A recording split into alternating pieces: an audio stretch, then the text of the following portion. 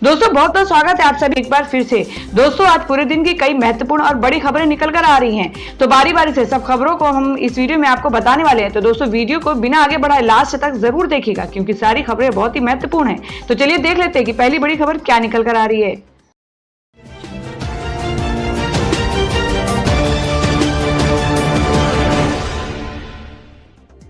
तो दोस्तों आज की जो पहली बड़ी खबर निकल कर आ रही है, आपको बता दें कि देश में 941 नए मामलों के साथ 13,000 के पास पहुंचा संक्रमितों का आंकड़ा। जाने राज्यों का क्या हाल है। जी हम बात कर रहे हैं कि देश में कोरोना संक्रमण के मामले थमने का नाम नहीं ले रहे हैं। गुरुवार को 941 नए मामले सामने आए, जिसके साथ कुल संक्रमितों की संख्या 12,758 हो गई है। और केंद्रीय स्वास्थ्य मंत्रालय की ओर से साझा किए गए आंकड़ों के मुताबिक बीते 24 घंटों में 37 लोगों की संक्रमण से जान गई है। और इसके साथ ही देश में कोरोना से जान जाने वालों का आंकड़ा 420 पर पहुंच गया है।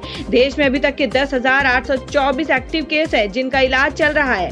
हालांकि 1,514 लोग अब तक ठीक भी हुए हैं। और गुरुवार को महाराष्ट्र में 286 नए मरीजों के साथ संक्रमितों की संख्या 3,202 पर पहुंच गई। अकेले मुंबई में ही 2,000 से ज्यादा लोग संक्रमित हो चुके हैं। और 107 नए मामलों के साथ मुंबई में कुल संक्रमितों की आंकड़ा 2,043 पर चला गया है। और महाराष्ट्र में अब तक 23 पुलिसकर्मी संक्रमित हो चुके हैं। महाराष्ट्र, दिल्ली, तमिलनाडु, राजस्थान और मध्य प्रदेश ऐसे राज्य हैं जहां संक्रमितों की संख्या 1,000 से ज्यादा हो चुकी है।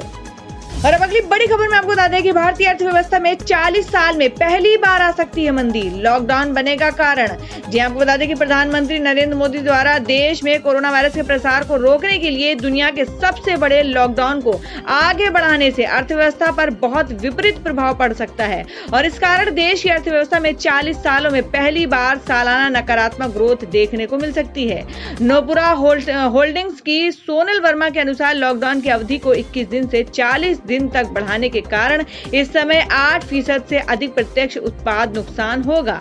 वर्मा का अनुमान है कि मौजूदा वित्त वर्ष में जीडीपी में 0.4% की गिरावट रहेगी। पिछली बार हमारी अर्थव्यवस्था में साल 1980 में नकारात्मक ग्रोथ हुई थी। उस समय जीडीपी 5.2% का संकुचन हुआ था। नोमुरा में एशिया इकोनॉमिक्स एक्स जापान के प्रमुख वर्मा ने कहा कि लॉकडाउन के खत्म होने के बाद भी लोगों में डर का एक माहौल बना रहेगा। उन्होंने कहा कि इसके अलावा असंगठित मजदूरों की आजीविका पर भी प्रभाव पड़ेगा और कॉर्पोरेट व बैंकिंग क्षेत्र के तनाव में तेज वृद्धि होगी। इससे आगे भी ग्रोथ के बाधित रहने की संभावना है। तो दोस्तों आप लोगों को क्या लगता है कि देश में कोरोना वायरस की वजह से आर्थिक मंदी एक सबसे बड़ा कारण हो सकता है? आप अपना सुझाव कमेंट बॉक्स में जरूर दें। बढ़ते हैं अगली खबर की ओर। और अब अगली खबर में आपको बता दें कि केंद्र सरकार ने राज्यों को प्रवासी कामगारों के लिए पर्याप्त बंदोबस्त करने के जारी किए हैं निर्देश। जी हां, आपको बता दें कि कोरोना वायरस के संक्रमण को फैलने से रोकने के लिए लगाए गए देशव्यापी लॉकडाउन के चलते देश के विभिन्न राज्यों में फंसे प्रवासी मजदूरों की समस्या बढ़ गई है। केंद्र ने राज्यों एवं केंद्र शासित प्रदेशों से प्रवासी कामगारों और जहां तहां फंसे लोगों की सुरक्षा, आश्रय और भोजन का पर्याप्त प्रबंध सुनिश्चित करने को कहा है।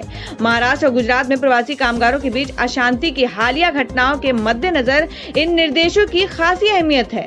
सरकारी परिपत्र के मुताबिक राज्यों और केंद्र शासित प्रदेशों से कहा गया है कि वे अपने जिलों में प्रवासी कामगारों और फंसे हुए लोगों की व्यापक गणना करा सकते हैं और उन्हें भोजन व आश्रय प्रदान करने के लिए सभी आवश्यक प्रबंध कर सकते हैं। कैबिनेट सचिव राजीव गौबा ने सभी राज्यों और केंद्र शासित प्रदेशों को पत्र लिखकर प्रवासी कामगारों की आश्रय और खाद्य सुरक्षा सुनिश्चित करने के लिए केंद्रीय गृह मंत्रालय द्वारा जारी विस्तृत गाइडलाइंस का प्रभावी अनुपालन करने को कहा है। और अब बता दें कि झारखंड ने बाहर फंसे लोगों के लिए लॉन्च किया सहायता मोबाइल ऐप। मिलेंगे 2,000 रुपए। जी हम बात कर रहे हैं कि झारखंड प्रवासी मजदूरों की आर्थिक मदद के लिए झारखंड सरकार ने सहायता मोबाइल ऐप जारी किया है। देशव्यापी लॉकडाउन के कारण विभिन्न राज्यों में फंसे झारखंड के मजदूरों को राज्य सरकार के स्तर से आर्थिक मदद मुहैया कराने की कोशिशें तेज हो गई हैं। और इस कड़ी में गुरुवार को मुख्यमंत्री हेमंत सोरेन ने झारखंड मंत्रालय में झारखंड विशेष सहायता योजना मोबाइल ऐप लॉन्च किया। और इस मौके पर मुख्यमंत्री ने कहा कि झारखंड विशेष सहायता योजना मोबाइल ऐप के माध्यम से राज्य सरकार प्रवासी मजदूर भाइयों तक पहुंचने का प्रयास कर रही है। एक सप्ताह के अंदर देश के विभिन्न राज्यों में फंसे ऐसे सभी मजदूरों को चिन्हित कर सरकार आर्थिक उन्हें सहायता राशि उपलब्ध कराएगी और ये राशि सीधे प्रवासी मजदूरों के बैंक खाते में डीबीटी के माध्यम से ट्रांसफर की जाएगी। तो दोस्तों, खबरों में आगे बढ़ने से पहले जान लेते हैं आज के माइंड क्विज के सवाल को। आज का सवाल है, आपको बताना है कि राजस्थान के मुख्यमंत्री का क्या नाम है। इसका जवाब आपको वीडियो के नीचे कमेंट बॉक्स में देना है और सही जवाब देने वालों को रैंडमली सिलेक्ट किया जाएगा और वो जीत सकते हैं एक बम्पर पुरस्कार। बढ़ते हैं अगली बड़ी खबर की ओर। और अब अगली बड़ी खबर बता दें जो कि यूपी से आ रही है कि यूपी में जल्द शुरू हो सकती है शराब व बियर की बिक्री। सरकार ने उत्पादन शुरू करने का दिया आदेश। जी हां, हम बात करें कि कोरोना संक्रमण पर अंकुश के लिए लागू लॉकडाउन के कारण उत्तर प्रदेश में 23 दिनों से बंद शराब और बियर का उत्पादन जल्द शुरू होगा, जिसके लिए योगी सरकार ने अनुमति दे दी है। फुटकर संचालन को सुचारू करने से पहले आसवनियों डिस्टिलरी में 20 अप्रैल से उत्पाद होगा, जिसे वहीं रखा जाएगा। उसकी बिक्री नहीं होगी क्योंकि इसके लिए अभी कोई तारीख तय नहीं की गई है। शराब और बियर की फुटकर बिक्री की तारीख का निर्णय स्थिति का अवलोकन करने के बाद सरकार द्वारा लिया जाएगा। आपको बता दें, कोरोना वायरस के संक्रमण के कारण उत्तर प्रदेश में शराब व बियर के उत्पादन व बिक्री पर रोक है। इससे उत्तर प्रदेश के लगभग 20 आसवनियों के साथ यवासवनियों का काम रुक गया है, लेकिन औद्योगिक व राजस्व नुकसान को देखते हुए उत्पादन पुनः शुरू करने का निर्देश गुरुवार को जारी किया गया है। प्रमुख सचिव आबकारी संजय आर भूसरेड्डी ने कहा है कि आसवानियों यवासवानियों को संचालित करने की अनुमति दी गई है। आबकारी आयुक्त पी गुरुप्रसाद का कहना है कि शराब व बियर का स्टॉक बनाया जाएगा ताकि 3 मई को लॉकडाउन खत्म होता है तो बाजार में उसकी आपूर्ति आसानी से की जा सके।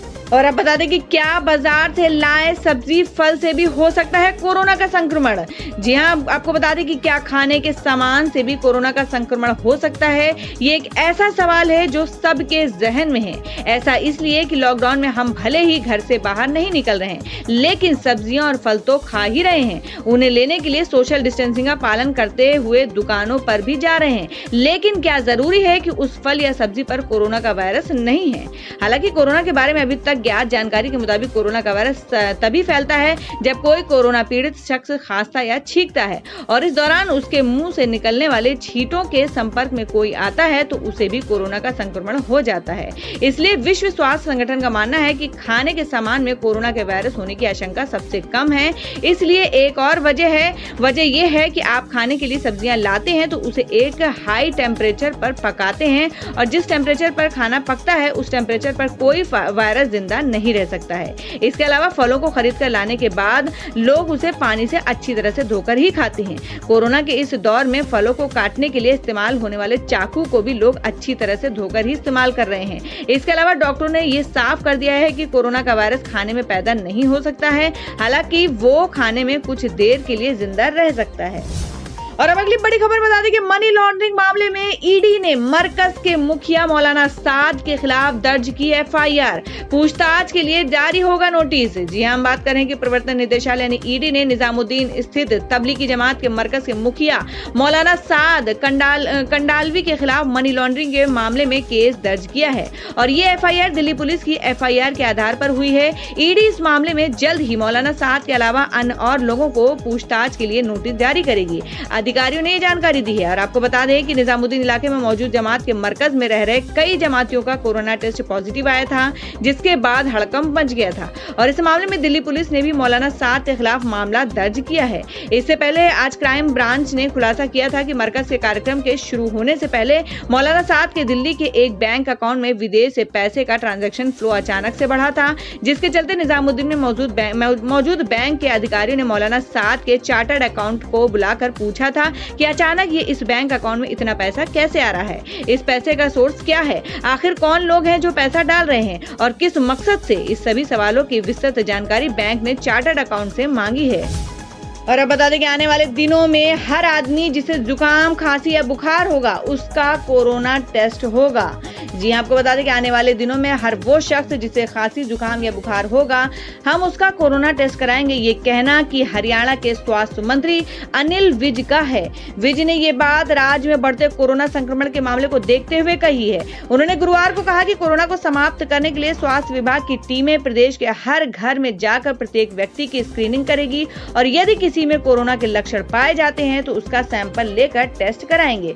विज आगे बोले कि हम ऐसे प्रयासों पर जोर देंगे जिनसे से राज्य में कोविड-19 को पूरी तरह से खत्म किया जा सके। उन्होंने कहा कि सरकार से सुनिश्चित कर रही है कि आने वाले दिनों में हरियाणा के अंदर जिस भी व्यक्ति को खांसी, जुकाम या बुखार होगा उसका टेस्ट कराए। बता दें अनिल विज ने 4 विभागों की बैठक ली थी। उनकी गुरुवार को चंडीगढ़ में स्वास्थ्य एवं परिवार कल्याण, चिकित्सा, शिक्षा एवं अनुसंधान, गृह तथा शहरी स्थानीय निकाय विभागों के प्रतिनिधियों के साथ समीक्षा बैठक हुई थी। तो दोस्तों, खबरों में आगे बढ़ने से पहले एक बार फिर से आपको याद दिला दें कि अगर आपने अभी तक के हमारी वीडियो को लाइक नहीं किया तो जल्दी से वीडियो को लाइक कर दें, क्योंकि आपका एक लाइक हमारे लिए बहुत ही महत्वपूर्ण होता है। और अगर आप हमारे चैनल पर नए हैं तो चैनल को जरूर सब्सक्राइब कर लें और बेल के बटन को भी जरूर हिट कर दें। और हमारी पूरी न्यूज को जानने के लिए वीडियो को लास्ट तक जरूर देखें। बढ़ते हैं अगली बड़ी खबर की ओर। और अब अगली बड़ी खबर बता दें कि डीडी पर रामायण महाभारत दिखाए जाने के बहाने यशवंत सिन्हा ने मोदी सरकार पर कसा तंज। हाँ जी, हम बात कर रहे हैं कि पूर्व केंद्रीय यशवंत सिन्हा ने कहा है कि दूरदर्शन पर रामायण और महाभारत जैसे धारावाहिकों को फिर से दिखाकर मौजूदा सरकार लोगों का ध्यान भटका रही है। अटल बिहारी वाजपेयी की सरकार में केंद्र में मंत्री रहे सिन्हा ने कहा कि दूरदर्शन पर इन धारावाहिकों का दिखाया जाना ऐसा ही है जैसे किसी जमाने में रोम के शासक अपनी जनता को योद्धाओं की लड़ाई दिखाते थे। इसका मकसद सरकार के नाकामियों के से ध्यान हटाने के अलावा कुछ भी नहीं है।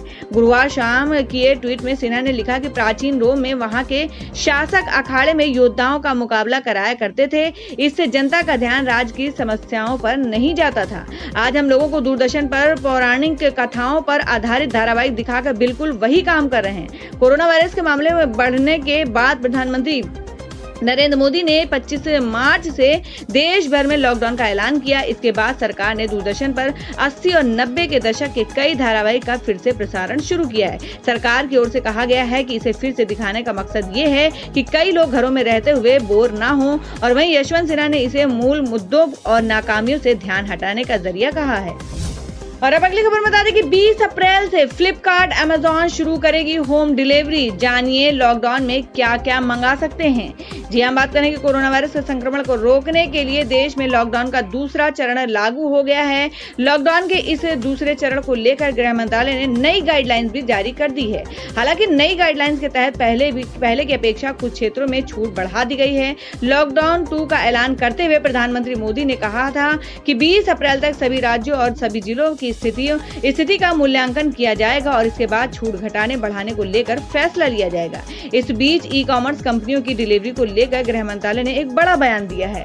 गृह मंत्रालय के एक वरिष्ठ अधिकारी ने गुरुवार को बयान जारी करते हुए कहा कि लॉकडाउन के दौरान 20 अप्रैल से फ्लिपकार्ट, अमेजॉन और स्नैपडील जैसी ई कॉमर्स कंपनियां इलेक्ट्रॉनिक सामान जैसे mobile phone, television, refrigerator, laptop और स्टेशनरी के सामान की होम डिलीवरी कर सकती है। और अब बता दें कि शिवसेना बोली कि बांद्रा में मजदूरों के इकट्ठा होने के पीछे बड़ी साजिश, जल्द करेंगे पर्दाफाश। जी हम बात करें महाराष्ट्र की सत्ताधारी पार्टी शिवसेना ने कहा कि मुंबई के बांद्रा में हजारों मजदूरों के इकट्ठा होने के पीछे एक बड़ी साजिश है। शिवसेना के मुखपत्र सामना में गुरुवार को छपे लेख में ये बात कही गई है और साथ ही कहा गया है कि इस षड्यंत्र के पीछे जो लोग हैं उनका जल्दी ही पर्दाफाश कर दिया जाएगा। मंगलवार को लॉकडाउन के बावजूद 1000 से ज्यादा प्रवासी कामगार बांद्रा स्टेशन पर इकट्ठा हो गए थे। इनकी मांग थी कि इन्हें अपने घरों को भेजा जाए, जिन्हें पुलिस ने लाठीचार्ज कर वापस भेज दिया था। और इस घटना पर शिवसेना ने अपने मुखपत्र में लिखा है। शिवसेना के मुखपत्र सामने में कहा गया है कि महाराष्ट्र सरकार मुंबई में प्रवासी कामगारों के जमा होने के पीछे के षड्यंत्र का जल्दी ही फंडाफोड़ करेगी। सामना के संपादकीय में कहा गया है कि बाहर जाने वाली रेलगाड़ियां बांद्रा से बल्कि लोकमान्य तिलक टर्मिनस, मुंबई सेंट्रल और छत्रपति शिवाजी महाराज टर्मिनस से जाती हैं, जबकि भीड़ केवल बांद्रा में इकट्ठी हुई। आप इसे क्या कहेंगे? ये एक बड़ा षड्यंत्र है। संपादकीय में न्यूज चैनलों को रवैयों को बेहद पक्षपातपूर्ण बताते हुए सवाल किया गया है कि संपादकीय कहता है कि गुजरात के सूरत में भी बांद्रा जैसी ही स्थिति देखने को मिली है। वहां भी मजदूर इकट्ठा हुए, लेकिन मीडिया ने उसको पूरी तरह नजरअंदाज किया। और अब बता दें कि सोने में 46,785 रुपए का रिकॉर्ड हाई स्तर छुआ। चांदी में भी दिखी तेजी। जी हम बात करें वायदा बाजार में सोने के दाम ऐतिहासिक ऊंचाई पर जा पहुंचे हैं। बुधवार को सोने के दाम अपने अब तक के रिकॉर्ड हाई पर दिखे और MCX मल्टी कमोडिटी एक्सचेंज पर सोने का जून वायदा 46,785 रुपए के ऐतिहासिक स्तर पर चला गया है। हालांकि आज सोने के दाम में रिकॉर्ड हाई स्तर तो नहीं दिखे, पर ये करीब 1% की तेजी के साथ कारोबार कर रहा है और एमसीएक्स पर सोने का 5 जून का वायदा कारोबार बाजार भाव 0.93% की तेजी के साथ 46,716 पर कारोबार कर रहा है। इसके अलावा चांदी के भाव में भी लगातार तेजी आती दिख रही है। तो दोस्तों ये थी अब तक की सभी बड़ी खबरों की अपडेट्स। टुडे ब्रेकिंग न्यूज और लेटेस्ट खबरों को देखने के लिए हमारे चैनल ऑसम ज्ञान हिंदी न्यूज चैनल से जुड़े रहिए और हमारे वीडियो को लाइक शेयर जरूर कर दें अपने दोस्तों और रिलेटिव्स के साथ। तो दोस्तों फिर मिलेंगे काम की खबरों और सरकारी योजनाओं की एक और नई वीडियो के साथ। तब तक के लिए धन्यवाद दोस्तों।